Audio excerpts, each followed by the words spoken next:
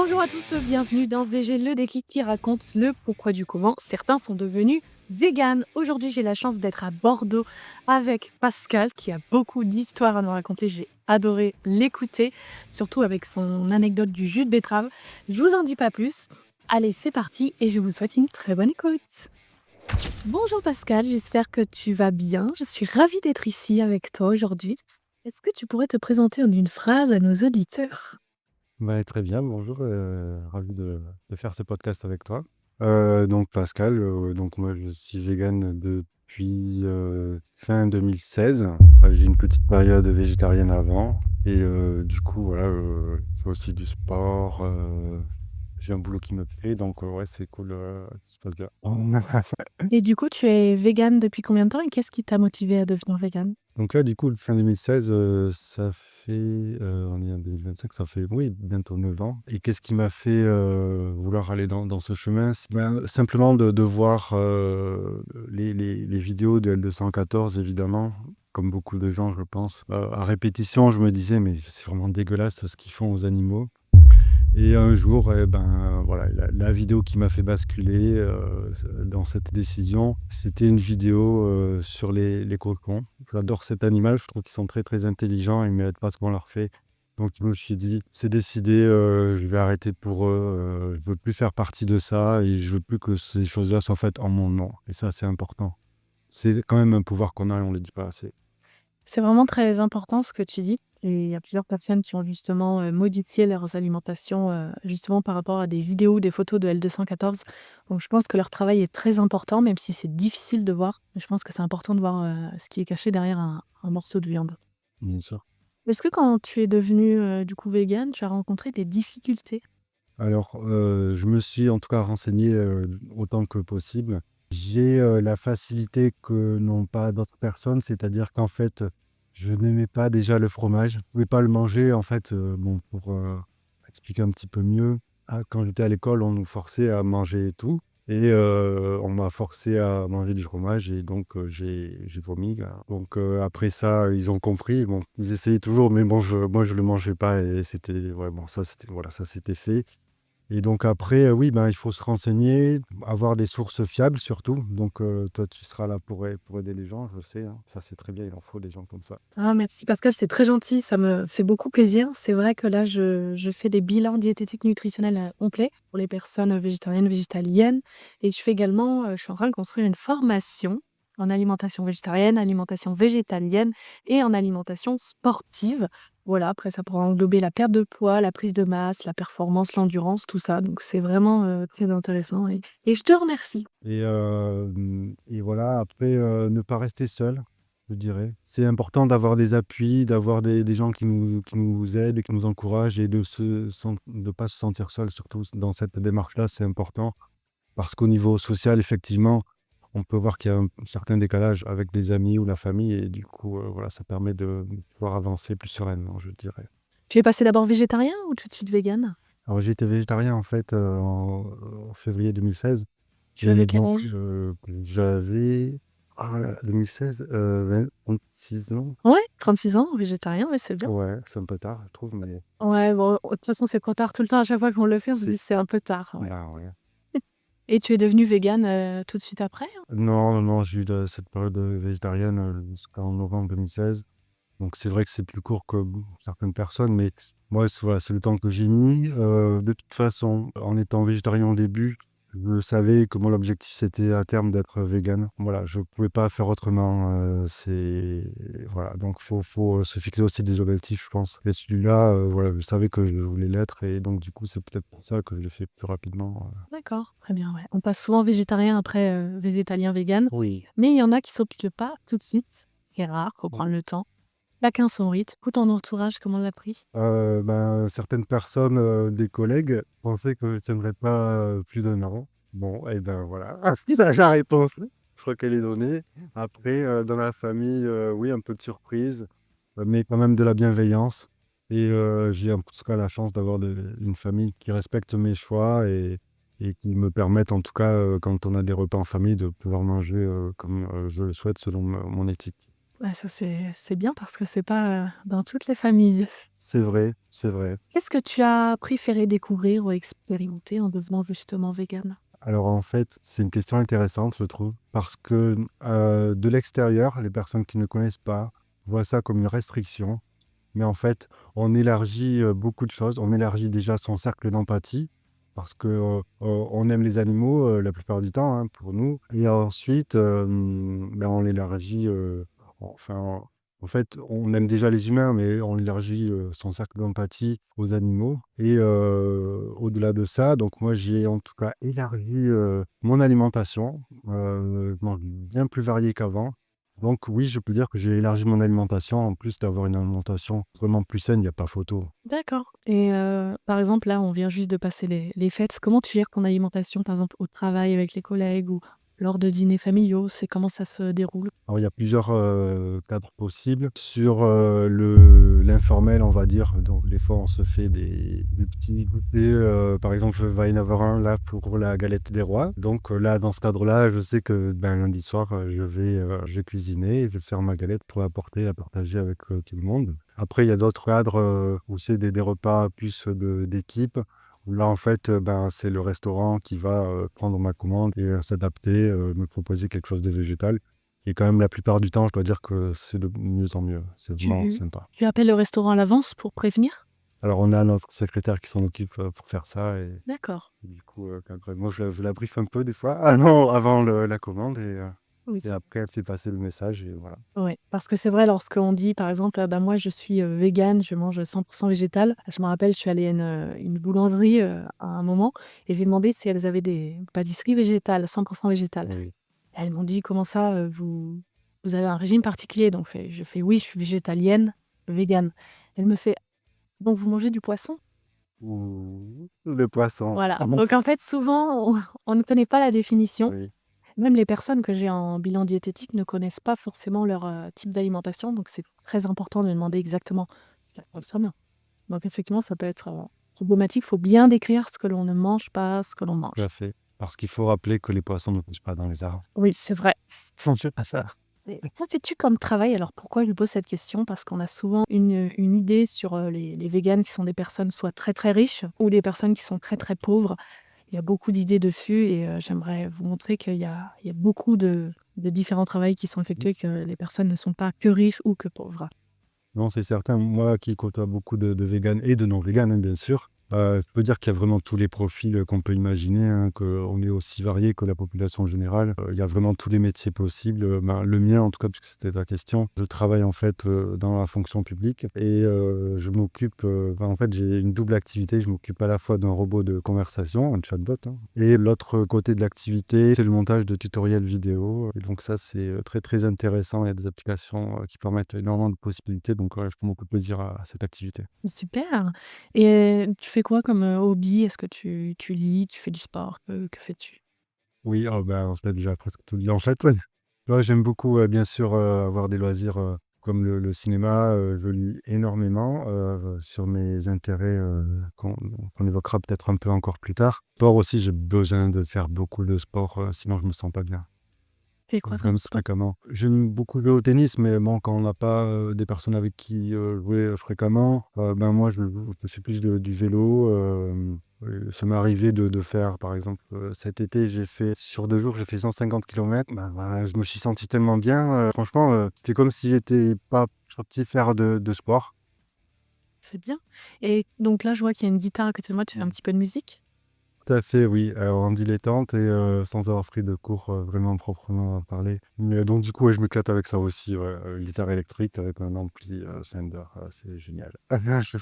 Est-ce que tu as des livres que tu pourrais partager, que tu apprécies, qui t'ont appris des choses? Il y a vraiment la bible, du domaine. Pour moi, c'est le docteur Michael Greger qui est un Américain, spécialiste, de la question. Il a fait beaucoup d'ouvrages à ce sujet. Ils sont très, très éclairants, sur tout ce que peut apporter l'alimentation végétale. Alors, tous ces livres ne sont pas traduits en français. Moi, je le lisais lu en anglais.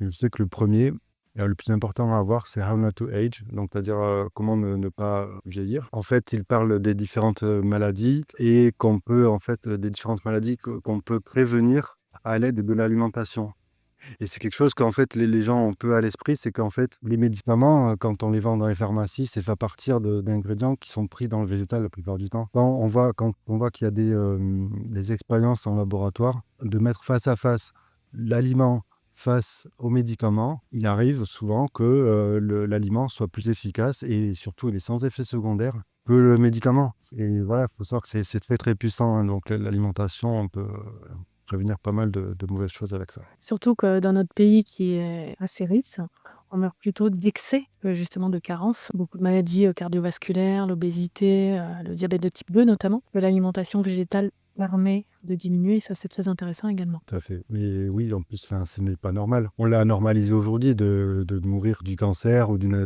problème cardiovasculaire, mais ce n'est pas normal en fait. Et ça peut être prévenu par l'alimentation végétale.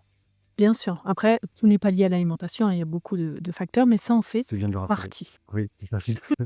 Merci. Est-ce que tu as des parts de stages, de recettes, à faire que tu aimes? Est-ce que tu cuisines déjà? Je cuisine un peu, mais je veux dire de façon très, très simple. Là, comme ça, une recette, allez, je veux dire, les fajitas. J'adore, faire des fajitas, donc avec ma recette à moi, hein, qui peut être des fois différente des autres, mais c'est ma recette préférée. Ouais. Donc du coup, bah, je prends des galettes de blé. Donc avant ça, donc on fait cuire, des poivrons de 3 couleurs, parce que c'est toujours plus beau dans une assiette et aussi il y a des bienfaits, souvent différents. Je mets des protéines de soja, bien sûr, donc ça donne un peu l'aspect, on va dire au croquant du poulet. On peut mettre aussi du maïs et des haricots rouges. On peut parfois mettre du riz, moi je préfère sans riz. Après je mets ça et puis après une sauce tomate, un peu d'épices bien sûr, du piment d'Espelette ou des cayennes. Après on met tout ça à la poêle. Alors moi mon petit truc pour les galettes, c'est, je la mets en fin de cuisson pour humidifier un petit peu. En fait, ça rendra un petit peu plus élastique et moins cassant. Et après, ben, il y a plus qu'à mettre la garniture et on peut se régaler. Super, très bien. Et quel aliment tu consommes au quotidien à peu près? Après, ouais, les légumineuses, c'est super important d'en manger tous les jours, même si à chaque repas, c'est pas forcément indispensable.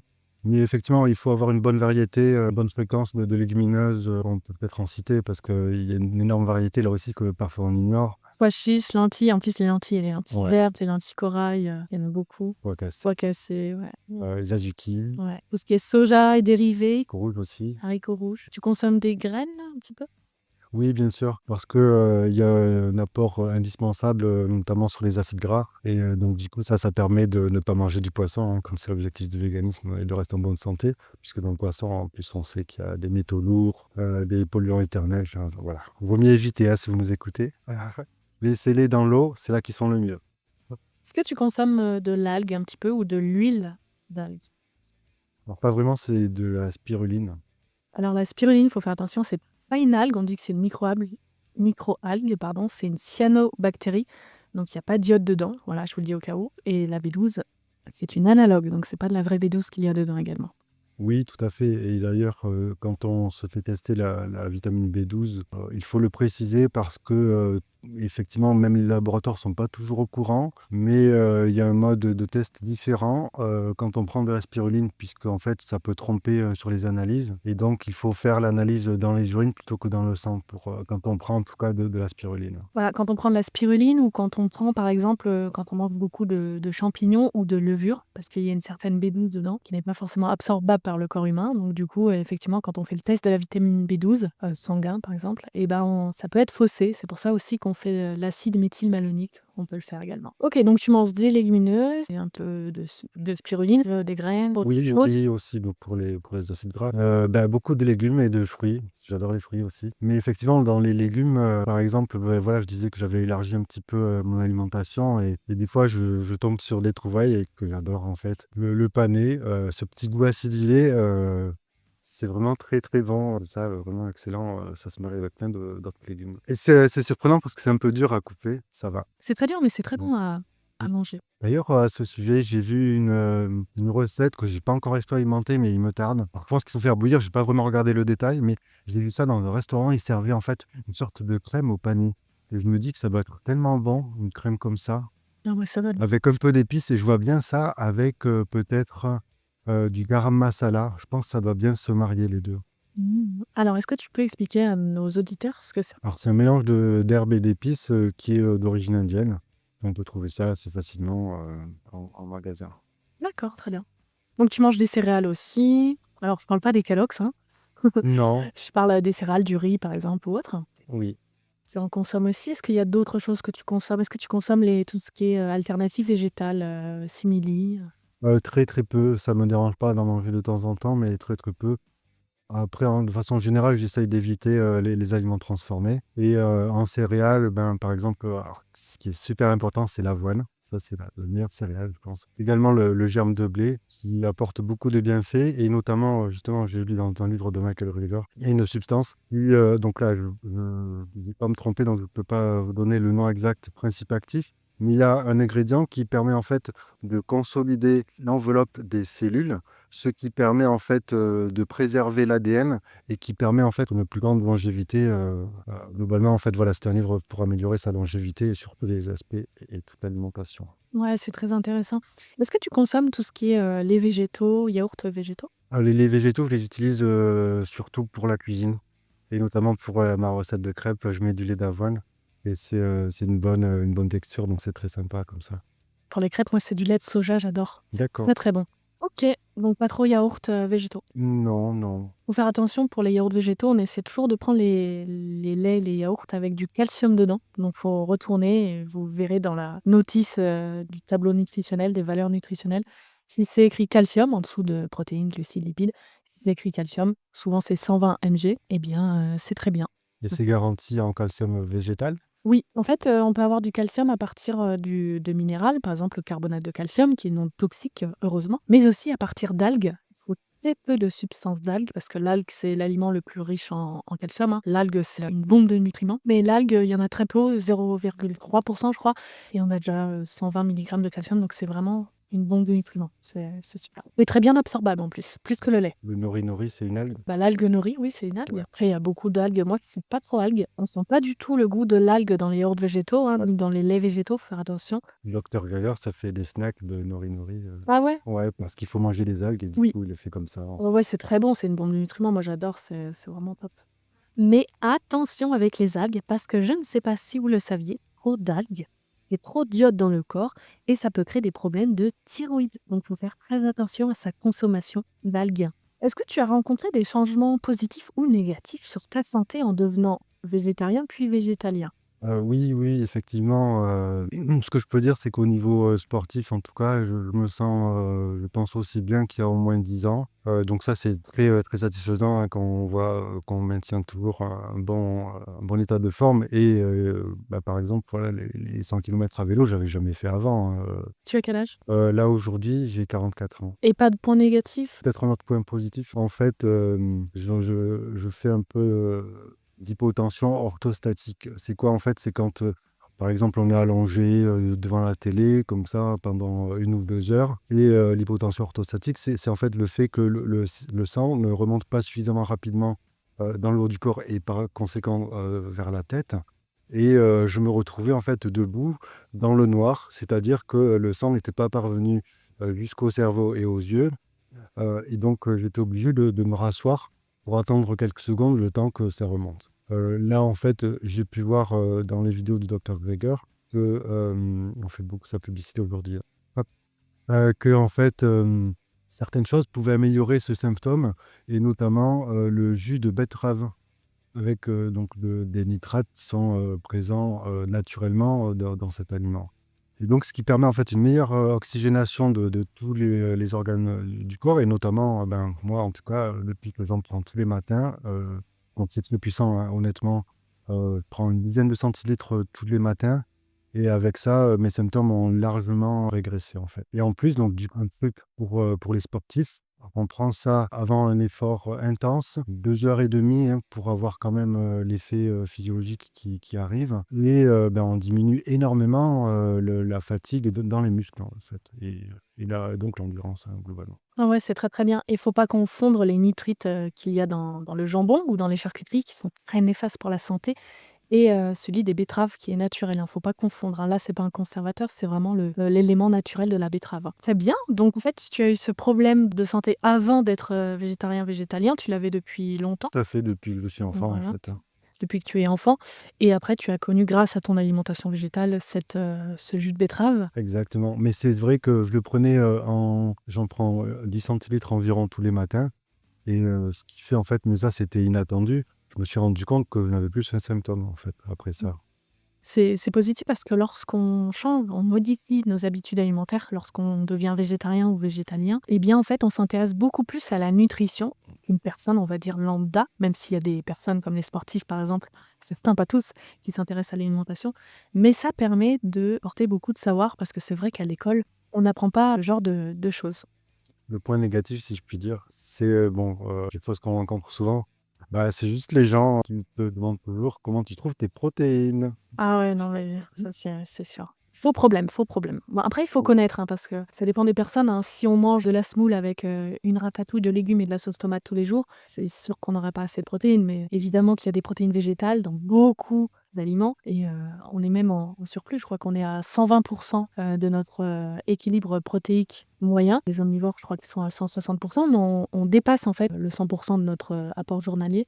Il faut simplement connaître les sources de protéines. Absolument, notamment les légumineuses. Et les dérivés du soja aussi qui sont très, très bons. Il y en a aussi dans les céréales, Oui. dans les algues, il y en a beaucoup. Je crois qu'il y a pas mal de protéines aussi dans le brocoli. Après les légumes, il y en a et dans les fruits et légumes, il y en a un petit peu des protéines, mais c'est surtout dans les légumineuses, tout ce qui est oléagineux, les protéines de soja texturées qui sont excellentes, oh là Ouais. là et même les graines de soja, enfin en fait, les haricots de soja qui ressemblent aux pois chiches, que l'on peut trouver en magasin bio, par exemple, ou sur internet très facilement.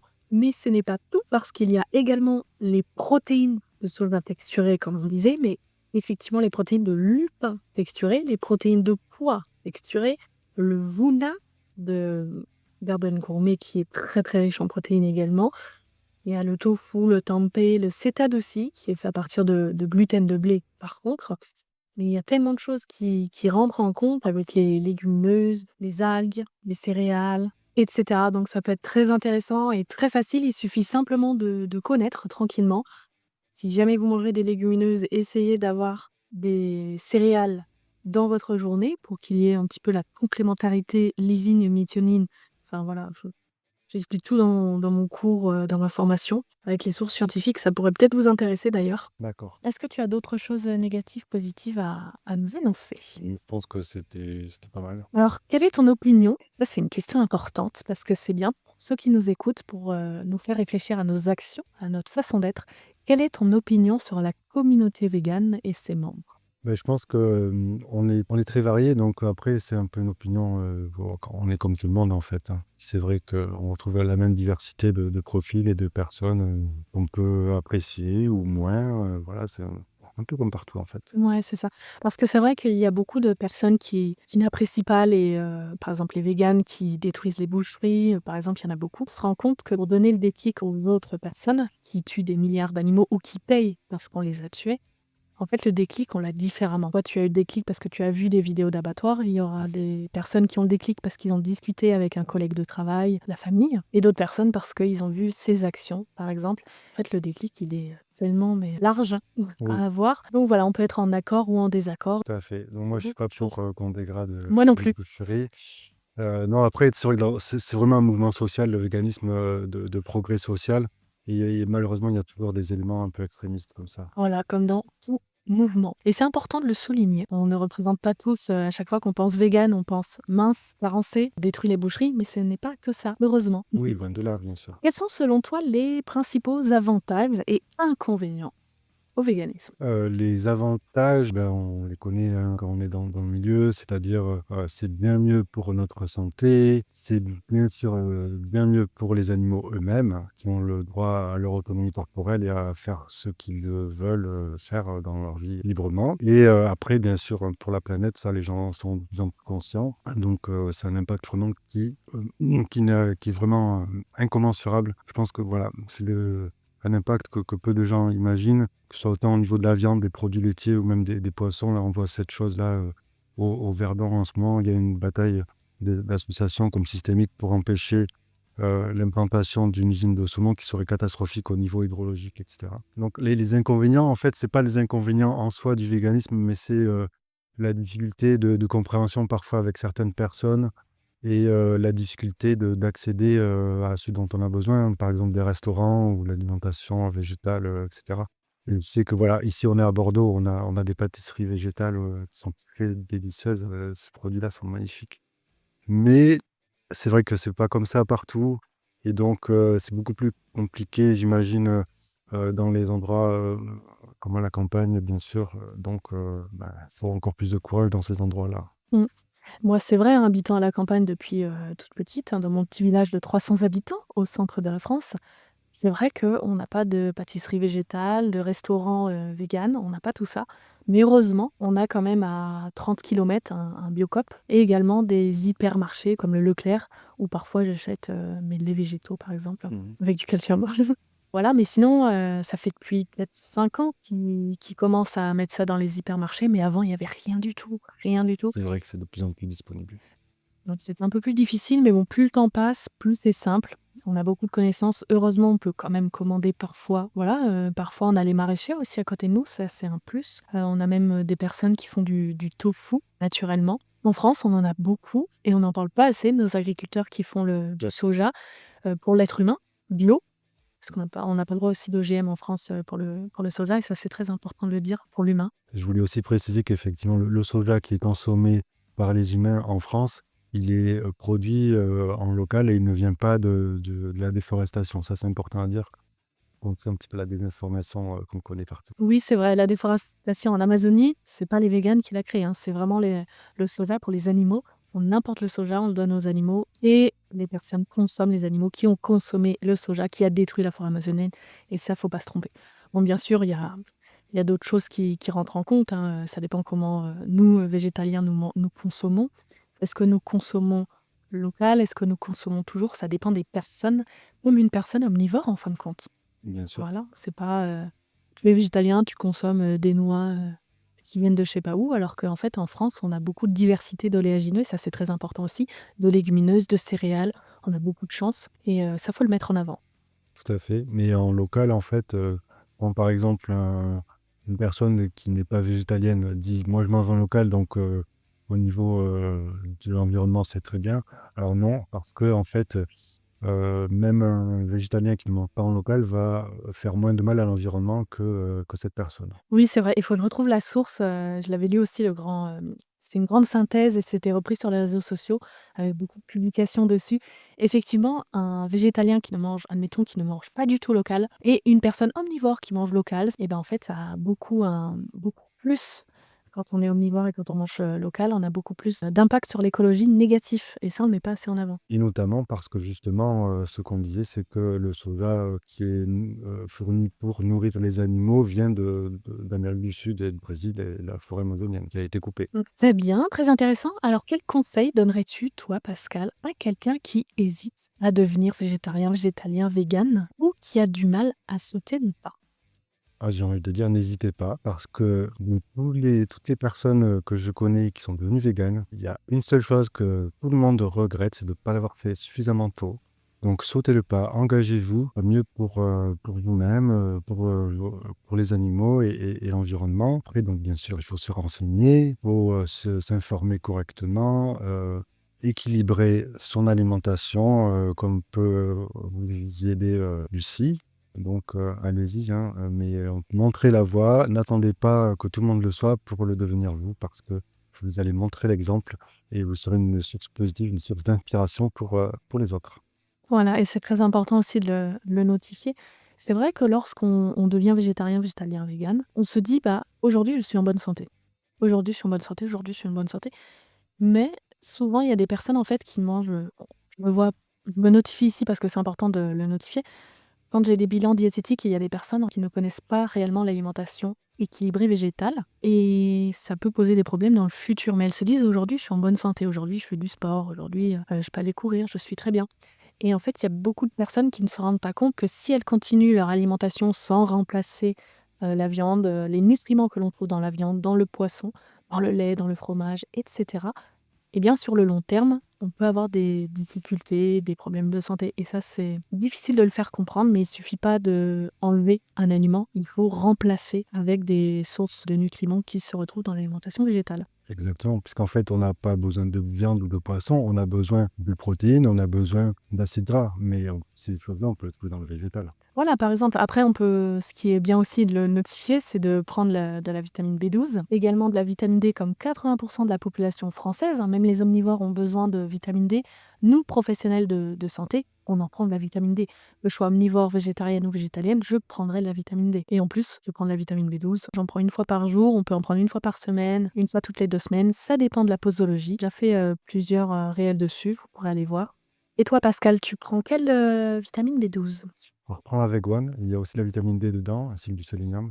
Donc c'est assez intéressant en termes de composition. C'est très intéressant, notamment, de l'iode aussi, il y a dedans, parce que moi je la prends aussi la One, donc c'est une fois par jour. Voilà, c'est un petit complément qu'on prend en mangeant, c'est très facile, d'accès. En plus, elle est pas très chère. On l'a facilement en commandant sur internet. Il y a de l'iode dedans parce que moi je n'aime pas trop les algues et le sel de table, même iodé, ce n'est pas assez pour, les besoins en iode, pour notre organisme et l'iode, c'est hyper, important pour la thermorégulation, le métabolisme de notre organisme notamment et la thyroïde. Pascal, est-ce que tu as un message particulier à transmettre, que ce soit une réflexion, une citation inspirante ou un projet que tu souhaites mettre en avant? Ouais, j'aurais peut-être envie de dire que si vous souhaitez être vegan pour les animaux, n'hésitez pas, engagez-vous. Honnêtement, c'est vraiment urgent pour eux parce que c'est très, très dur, c'est un véritable enfer. Je vais pas vous décrire tout ce que j'ai vu là dans certaines vidéos, mais on leur fait vivre un vrai enfer sur la terre et donc voilà, n'hésitez pas, ce sera effectivement une bonne chose. Est-ce que tu as un mantra ou quelque chose d'autre à dire, justement? Non, juste, dire, qu'il faut vraiment soutenir les associations, qui aident les animaux, notamment L214 de Sea Shepherd qui fait un travail formidable. Allez les voir et parlez-leur et vous verrez que c'est très, très intéressant et bien sûr les petites associations et les refuges qui ont beaucoup besoin de nous également. Alors c'est pas une anecdote personnelle, mais juste au niveau du véganisme, c'est vraiment une histoire, très, très longue au niveau de l'humanité. Par exemple, Pythagore était, végétarien et jusqu'à très récemment, les années 50-60, les végétariens, on les appelait des pythagoriciens.